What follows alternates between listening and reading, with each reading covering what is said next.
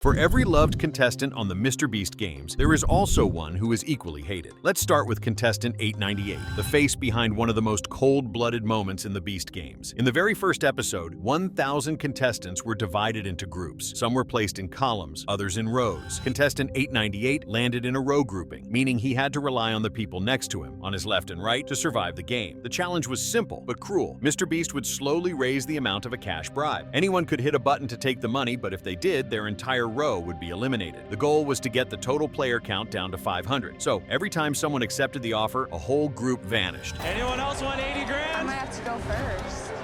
Oh, another one! This is getting crazy. This wasn't just a game of money, it was a test of loyalty, which as a concept boggled the minds of even the audience. I really hate challenges where a whole group of people get eliminated because of one person taking a bribe. It ends up being more about luck than actually competing. At first, 898 looked like someone you could trust. He kept telling his row he wouldn't press the button. He even joked that they were going to the city together, like it was all good vibes. Got a good team right here. We definitely going to the city, baby. We ain't doing this for nothing, baby. Come on, let's go! The offer climbed, $50,000, then $80,000. Still, 898 stood strong. But everything changed when only 7 players were left in his row. Someone else took the $100,000 offer, and now the total number of players was 5-on-1, one too many. This created a huge problem. If anyone got eliminated now, it would affect more than just one person. Every move was high stakes. Even then, 898 was still trying to keep everyone calm, telling his teammates not to hit the button or panic. Don't hit it! And then he did it. He hit the button himself. In an instant, he wiped out his entire row. But sometimes, the people who you think you can trust the most are actually Oh my God. the people you can trust the least.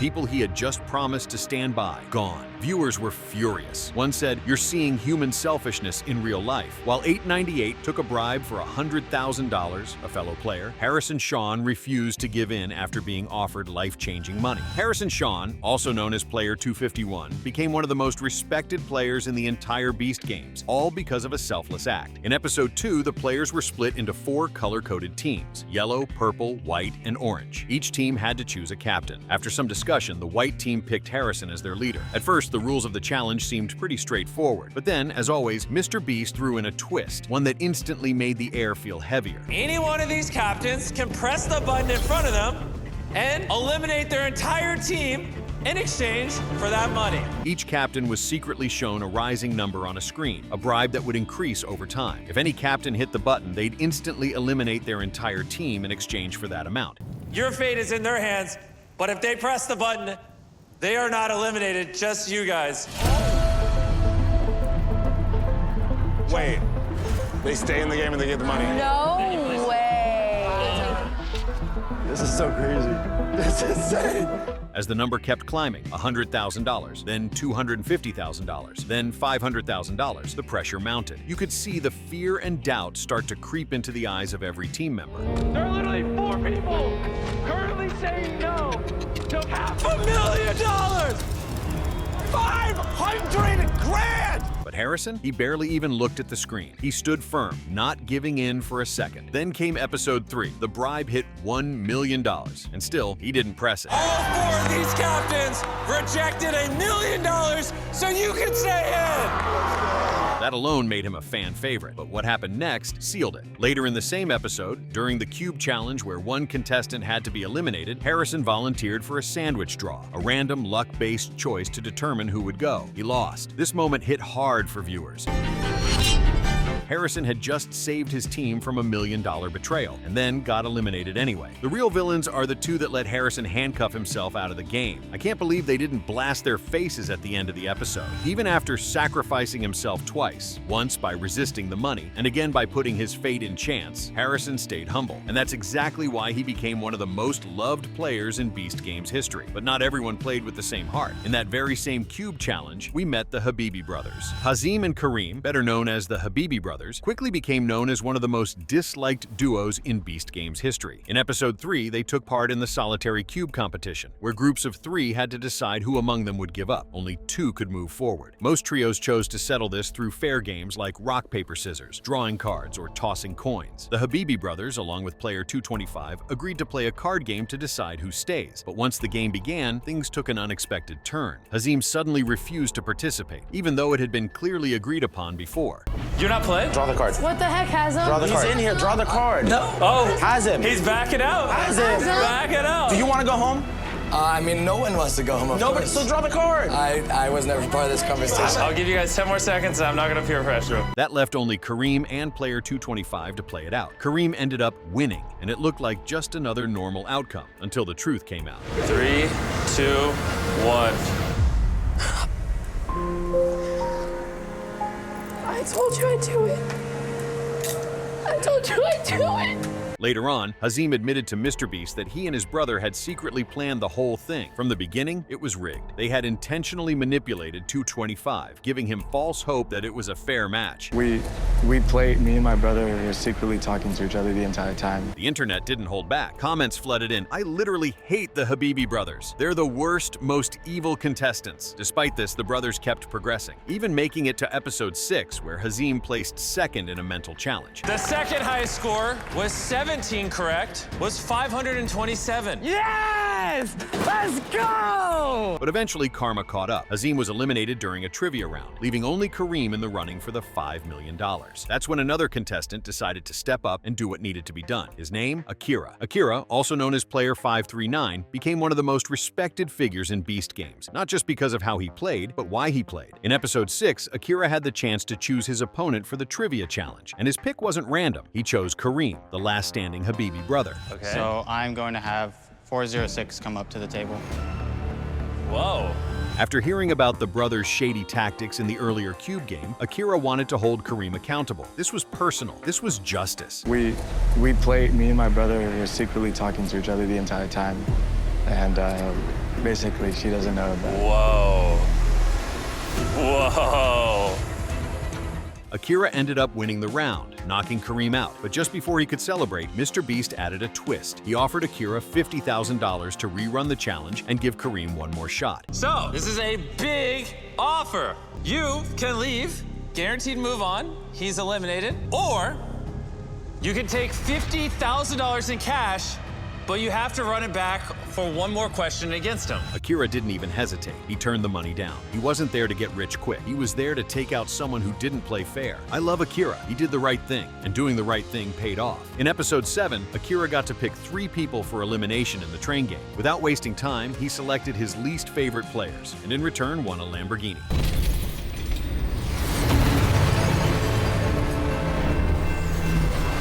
By that point, the audience was all in on it. Akira was by far the best contestant. Akira proved that you can play fair, stay honest, and still make it far in the game. And then there was Connor, who ruined the game for others just because he couldn't handle losing. Back in episode 3, during the same game where the Habibi brothers had already ruined their reputation, Connor was placed in a separate cube with player 1000 and player 883. Like many others, they agreed on a simple elimination method, a bottle cap toss. Whoever missed the shot would be eliminated. The contestants in this cube were having conflicts of their own. We all have our bottle caps, and then the last one to get in the bag is out. Connor went first and missed. The other 2 players made it in. Based on the agreement, Connor had lost. He was supposed to walk up to the handcuffs and accept his elimination. But at the last moment, he turned back, completely disregarding the rules of the game he himself had agreed to. Hey, bam, we're all gone. Are you serious? Yeah, I'm deadass. I'm not kidding. That's so up. I know. And it's on TV as well. Please don't do this to us. Please, we agreed. His selfish move jeopardized the progress of the other 2 players, who had played fair and earned their win. People were furious. Bruh, Connor is such a loser. He eliminated himself and his teammates just because he lost. His teammates were happy. And then he said, I was lying. I would have slapped him. This one act immediately grouped him with the notorious Habibi brothers as one of the most hated contestants in the show. It also made what Akira did later, eliminating Hazim, feel even more satisfying. I was so mad at Connor and the Habibi bros. I loved Akira all the way to the end. Connor simply couldn't couldn't handle others moving on without him, so he made sure no one did. But while he brought others down, Twana stood out for doing the exact opposite, leading with trust, loyalty, and heart. In episode 2, Twana was chosen as a team captain during a high-pressure challenge. The twist? Mr. Beast offered each captain $1 million to eliminate their entire team, but Twana stood firm. She refused the bribe, choosing her team over money. This moment didn't just earn her respect from her teammates, it earned her respect from the players she wasn't even allied with. In fact, later in episode 3, Kareem picked her to join the island trip, saying he trusted her simply because she hadn't taken the million. There is only one ticket left. Who will be your final pick to take to the island? This individual didn't take $1 million and didn't get me out earlier, so come on out here, T. Her choice didn't go unnoticed by the viewers either. Twana was 100% a hero, but one of her most powerful moments came in episode 8 during the $1 million box game. Yeah. You've led us many times. You've busted your butt in this game. Thank all of you for trusting me. I trust you. In this challenge, 10 players were sent into different houses, one at a time, to secretly take whatever amount they wanted from a shared $1 million. No one would know how much the others took. Twana was voted in to go first, house number 1. She could have taken a huge chunk without anyone knowing, but instead, she took only what she believed was fair, refusing to be greedy or betray the trust placed in her. I'm taking my share, $100,000. Okay. 10 people said they trusted me. You have the opportunity right now to take $1 million. Absolutely not. They won't know. I'll know. Okay, let's grab 100 grand. That's why players trusted her. That's why viewers admired her. But the next player, she made one of the dumbest decisions in the entire game and dragged others down with her. And her name was Daphne. In episode 4, players were blindfolded and given a challenge. Hold on to a red ball for exactly 10 minutes and then drop it as close to the mark as possible. The twist? No clocks, no cues, just pure timing based on instinct. Most contestants started counting silently in their heads. A few gave up early. But Daphne, she began like everyone else until she lost track of time. And instead of staying silent or guessing quietly like the rest, she made a baffling choice. She started yelling random numbers out loud, completely throwing off everyone else. 17, 14, 13, 11, 12. The other players, still blindfolded, didn't know if the numbers were real or fake. Some were misled, some panicked, and multiple contestants were eliminated because of her outbursts. And some audience members, not finding that amusing, referred to her as the gremlin of the show. Whether it was intentional or not, Daphne clearly didn't care how many people she disrupted, even if it meant hurting her own chances in the process. While Daphne caused chaos without a plan, but Gage, he knew exactly what he was doing, and it paid off. In episode 9, Gage made a risky play. He called a few fellow contestants for a quick talk, and completely misled them. I'm voting for you. Okay. You're voting for me this round? Yes, if you hear anything otherwise, it's not true. I'd rather see you go through. If you could please vote for me too. I will. I got you right now. You got my vote. Cool. Thanks, Gage. Thank you. All right. Peace out, dude. They thought he was voting one way, but he voted differently. And it worked. The move helped him win that round. 4, 5, 3. 4, 5, 3? Whoa, wait, what? 974. You received 3 votes and 1. Congratulations.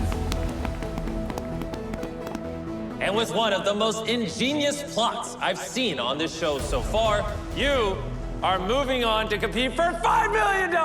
But what set him apart was what he did afterward. Gage owned up to the deception. He apologized and explained that it was simply a strategy to win, and that he had voted for Mike because it gave him the best shot. I did this purely for strategy to move on to the next round, and I'm sorry that I lied. Listen, I forgive you, but I don't play like that.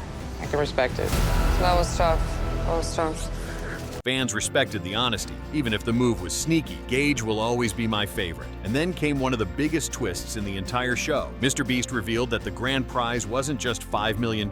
It could become $10 million if someone was willing to flip a coin. The rules were simple. If the coin landed on heads, the prize would double. If it landed on tails, the prize would stay the same. But there was a secret third coin. If someone picked it, they would be instantly eliminated. Gage had a choice: play it safe or risk everything. After thinking it through, he decided to go for it. Holy shit! Yay! I knew it! I'm gonna be honest, I didn't think anyone would take it. With luck on his side, the coin landed in his favor.